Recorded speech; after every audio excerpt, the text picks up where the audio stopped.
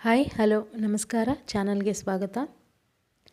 ಇವತ್ತಿನ ವಿಡಿಯೋ ಒಂದು ರಿಕ್ವೆಸ್ಟೆಡ್ ವಿಡಿಯೋದಲ್ಲಿ ನಿಜವಾದ ಮಹಾಲಕ್ಷ್ಮಿ ಅನುಗ್ರಹ ಹೇಗೆ ಬರುತ್ತೆ, ಫೈನಾನ್ಷಿಯಲ್ ಸ್ಥಿರತೆ ಮತ್ತು ಲಕ್ಷ್ಮಿ ಅಂದರೆ ಕೇವಲ ಹಣವಲ್ಲ, ಹಾಗಾದರೆ ಏನು ಅಂತ ಡೀಟೇಲ್ ಆಗಿ ನೋಡೋಣ. ವಿಡಿಯೋದ ಕೊನೆಯಲ್ಲಿ ಲಕ್ಷ್ಮೀ ಕೃಪೆಗೆ ಒಂದು ಶ್ಲೋಕನ ಹೇಳ್ತೀನಿ, ಅದನ್ನು ಎಷ್ಟು ಸಲ ಹೇಳಬೇಕು ಅಂತಲೂ ಹೇಳ್ತೀನಿ. ವಿಡಿಯೋ ಕೊನೆಯ ತನಕ ನೋಡಿ. ಬಹಳ ಜನ ಕೇಳ್ತಾ ಇರ್ತಾರೆ, ಮಂತ್ರ ಜಪ ಮಾಡಿದರೆ ಹಣ ಬರುತ್ತಾ, ಫೈನಾನ್ಷಿಯಲ್ ಸ್ಟೆಬಿಲಿಟಿ ಬರುತ್ತಾ ಅಂತ. ಒಂದು ಪರಿಹಾರ ಮಾಡಿ ಶ್ರೀಮಂತರ ಆಗ್ಬೋದಾ? ಈ ವಿಡಿಯೋ ನೋಡಿದರೆ ನಿಮ್ಮ ದೃಷ್ಟಿಕೋನವನ್ನೇ ಚೇಂಜ್ ಮಾಡ್ಬೋದು. ಇದರಲ್ಲಿ ಸಿಂಪಲ್ಲಾಗಿ ಮಹಾಲಕ್ಷ್ಮಿ ಅಷ್ಟಕ ಇದೆಯಲ್ಲ, ಅದನ್ನು ನಿಯಮಿತವಾಗಿ ಹೇಳೋದ್ರಿಂದಲೂ ಆಕೆಯ ಕೃಪೆ ಸಿಗ್ಬೋದು. ಆದರೆ ನೀವು ಆಕೆಯನ್ನು ಕೇಳ್ತಿರೋದು ಲೋಭದಿಂದಾನ, ಭಯದಿಂದಾನ ಅಥವಾ ಧರ್ಮದಿಂದಾನ ಅಂತ ನಿಮಗೆ ನೀವು ಮೊದಲು ಪ್ರಶ್ನೆ ಕೇಳ್ಕೋಬೇಕು. ಮಹಾಲಕ್ಷ್ಮಿಯ ಮಂತ್ರ ನಿಮಗೆ ಮೊದಲು ನಿಜವಾಗಿಯೂ ನಿಮಗೆ ಏನು ಬೇಕು ಅನ್ನೋದನ್ನು ಸೃಷ್ಟಿ ಮಾಡುತ್ತೆ. ಅಂದರೆ ನೀವು 4 BHK ಅಂದರೆ 4 ಬೆಡ್ರೂಮಿನ ಮನೆ ಬೇಕು ಅಂತ ಆಕೆಯನ್ನು ಕೇಳ್ತಾ ಇದ್ದರೆ, ನಿಮ್ಮ ಅರ್ಹತೆಯಲ್ಲಿ 1 BHKದು ಇದ್ದರೆ ನಮ್ಮ ಅರ್ಹತೆಯನ್ನು ಹೆಚ್ಚಿಸ್ಕೊಳ್ಬೇಕು. ನಿಜವಾದ ಬೆಳವಣಿಗೆಗೆ ಬೇಕಾದ ಅಗತ್ಯ ಮತ್ತು ಕೇವಲ ಆಸೆ ನಡುವಿನ ವ್ಯತ್ಯಾಸವನ್ನು ಇದು ತೋರಿಸುತ್ತೆ. ಶುದ್ಧ ಉದ್ದೇಶ ಇದ್ದಾಗ ಮಾತ್ರ ಮಂತ್ರ ಫಲಿಸೋದು. ನೀವು ನಿಮ್ಮ ಕೆಲಸದಿಂದ ಇತರರ ಜೀವನಕ್ಕೆ ಉಪಕಾರ ಮಾಡಿದಾಗ ಲಕ್ಷ್ಮಿ ಸ್ಥಿರವಾಗ್ತಾಳೆ. ಕೇವಲ ಸ್ವಾರ್ಥಕ್ಕಾಗಿ ಬಂದ ಹಣ ಶೀಘ್ರವೇ ಖಾಲಿಯಾಗುತ್ತೆ. ಆದರೆ ಯಾರಾದರೂ ನಿಮ್ಮಿಂದ ಬದುಕು ಕಟ್ಟಿಕೊಂಡ್ರೆ ಅದು ಮಹಾಲಕ್ಷ್ಮಿಯ ಅನುಗ್ರಹಕ್ಕೆ ಕಾರಣವಾಗುತ್ತೆ. ಸೇವೆ ಮತ್ತು ಜವಾಬ್ದಾರಿ ಇದ್ದಲ್ಲಿ ಸಂಪತ್ತು ಕೇವಲ ಸಂಖ್ಯೆಯಾಗಿ ಉಳಿಯಲ್ಲ, ಅದು ಹೆಚ್ಚುತ್ತಾ ಹೋಗುತ್ತೆ. ಈ ಮಂತ್ರ ಹೇಳಿ ಕೋಟಿ ಕೋಟಿ ನಿಮ್ಮ ಅಕೌಂಟಿಗೆ ಬರುತ್ತೆ, ಈ ಥರದ್ದೆಲ್ಲ ಕೇಳಿರ್ಬೋದು ನೀವು. ಇದೆಲ್ಲ ವರ್ಕ್ ಆಗುತ್ತೆ ಅಂತ ಅನಿಸುತ್ತಾ ನಿಮಗೆ? ಇವು ಲೋಭ, ಭಯ ಮತ್ತು ಅಶಾಂತಿಯನ್ನು ಹೆಚ್ಚಿಸುತ್ತೆ. ದೇವಿಯ ಕೃಪೆ ಯಾವತ್ತಿದ್ರೂ ಎಂದಿಗೂ ಭಯದ ಮೂಲಕ ಬರಲ್ಲ. ಜಪ ಮನಸ್ಸನ್ನು ಶುದ್ಧಗೊಳಿಸುತ್ತೆ, ದಾನ ಹೃದಯವನ್ನು ವಿಶಾಲಗೊಳಿಸುತ್ತೆ, ಹೋಮ ಪ್ರಕೃತಿಯನ್ನು ಶುದ್ಧಗೊಳಿಸುತ್ತೆ.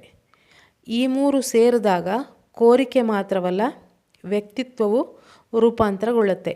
ಇದರ ಜೊತೆಗೆ ದೇವಸ್ಥಾನಗಳನ್ನು ಆವಾಗವಾಗ ಭೇಟಿ ಮಾಡೋದು, ಕೆಲವು ಕ್ಷೇತ್ರಗಳಿಗೆ ಹೋಗೋದು ಮಾಡಿದಾಗ ಅಲ್ಲಿ ಇರುವ ಪಾಸಿಟಿವ್ ವೈಬ್ರೇಷನ್ ನಿಮ್ಮ ಬಾಡಿ ಅಬ್ಸಾರ್ಬ್ ಮಾಡಿದಾಗ ಅವರಾನು ಪಾಸಿಟಿವ್ ಆಗೋದ್ರ ಜೊತೆಗೆ ಅಹಂಕಾರವನ್ನು ಕರಗಿಸಿ ದೃಷ್ಟಿಯನ್ನು ವಿಸ್ತರಿಸುತ್ತೆ.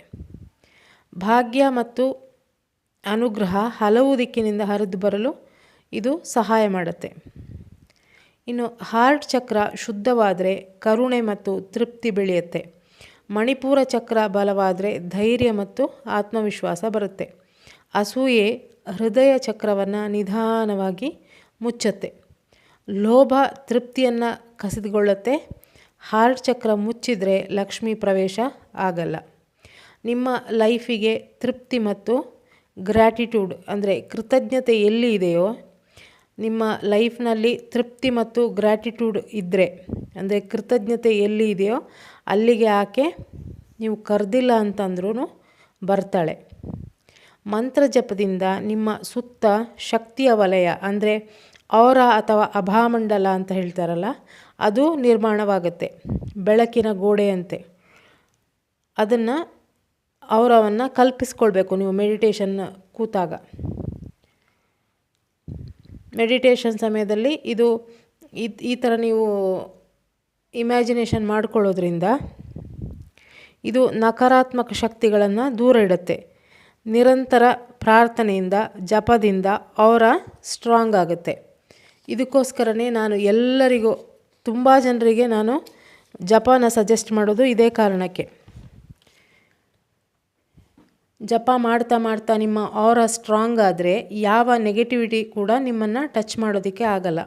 ಹಾಗೆಯೇ ಪ್ರಾರ್ಥನೆ ಅನ್ನೋದು ಕೇವಲ ಕೇಳುವ ಕ್ರಿಯೆಯಲ್ಲ, ಅದು ನಮ್ಮ ಅರ್ಹತೆಯನ್ನು ಬೆಳೆಸುವ ಪ್ರಕ್ರಿಯೆ. ಇತರರಿಗೆ ಸಹಾಯ ಮಾಡಿದಷ್ಟು ಆಶೀರ್ವಾದ ಹೆಚ್ಚಾಗುತ್ತೆ. ನಿಮ್ಮ ಪ್ರಾರ್ಥನೆ ಹಾಗೆ ನೀವು ಮಾಡುವಂಥ ಒಳ್ಳೆಯ ಕೆಲಸ ಕೈಯಲ್ಲಿ ಎಷ್ಟಾಗುತ್ತೋ ಅಷ್ಟು, ನಿಮ್ಮ ಕೈಯಲ್ಲಿ ಎಷ್ಟಾಗುತ್ತೋ ಅಷ್ಟು ಬೇರೆಯವರಿಗೆ ಸಹಾಯ ಮಾಡೋದ್ರಿಂದ ಒಳ್ಳೆಯ ಫಲವೇ ಬರುತ್ತೆ. ಹಾಗೆಯೇ ನಿಮ್ಮ ಗುರಿ, ನಿಮಗೆ ಏನು ಬೇಕು ಎಂಬುದನ್ನು ಸ್ಪಷ್ಟವಾಗಿ ಬರೆಯುವುದು ಮತ್ತು ಇಮ್ಯಾಜಿನೇಷನ್ ಮಾಡುವುದರಿಂದ ಇನ್ನೂ ಬೇಗ ನಿಮ್ಮ ಕೆಲಸ ಆಗುತ್ತೆ.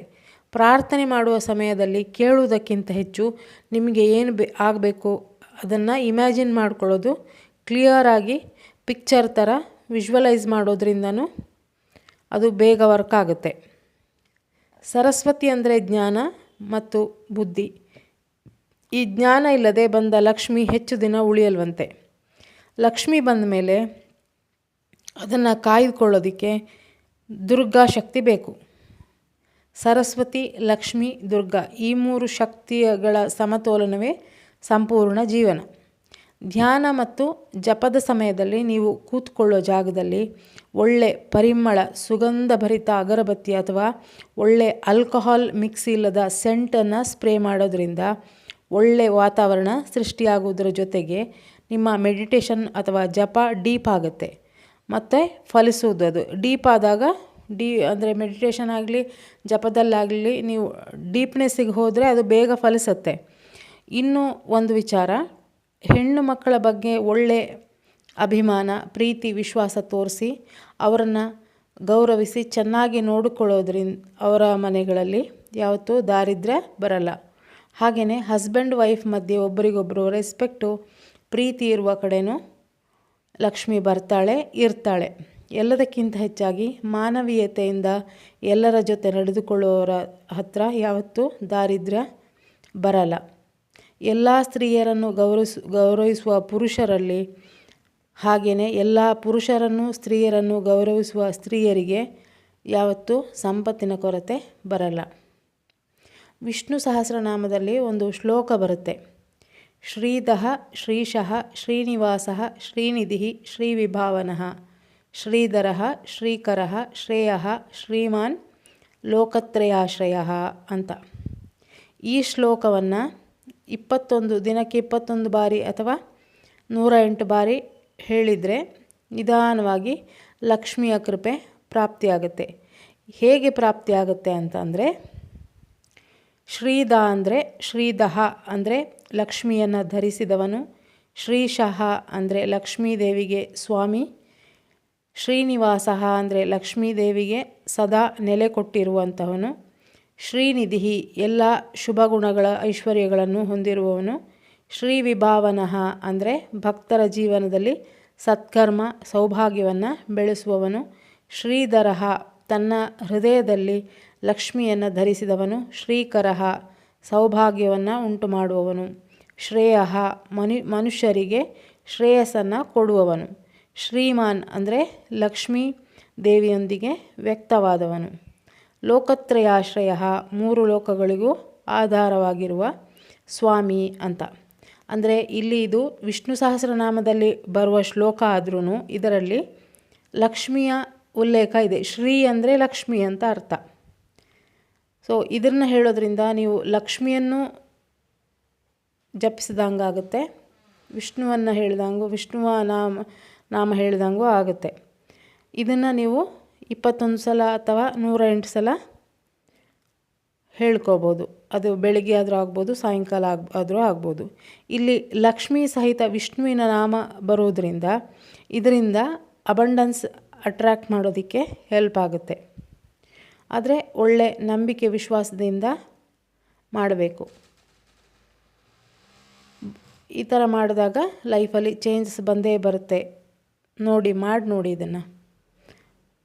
ಹೀಗೆ ಹೇಳ್ತಾ ನೆಕ್ಸ್ಟ್ ವಿಡಿಯೋದಲ್ಲಿ ಸಿಗ್ತೀನಿ. Thank you.